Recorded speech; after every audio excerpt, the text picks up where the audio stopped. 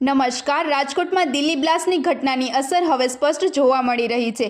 શહેરની સુરક્ષાને ધ્યાનમાં રાખીને રાજકોટ પોલીસ એક્શન મોડમાં આવી છે। બસ સ્પોટ પર રાજકોટ ક્રાઇમ બ્રાન્ચ એસઓજી અને સ્થાનિક પોલીસની ટીમે ડોગ સ્પોટ સાથે મળી તદ્દન ચુસ્ત ચેકિંગ કાર્ય હાથ ધર્યું છે। મુસાફરોના સામાનથી લઈને વાહનો સુધી દરેક જગ્યાએ કડક તપાસ કરવામાં આવી રહી છે। પોલીસ દ્વારા અપીલ કરવામાં આવી છે કે શહેરમાં કોઈ સંદિગ્ધ વસ્તુ અથવા વ્યક્તિ દેખાય તો તરત જ નજીકની પોલીસને જાણ કરવી। વધુ સમાચાર માટે જોડાયેલા રહો। RP Gujarat news Rajkot.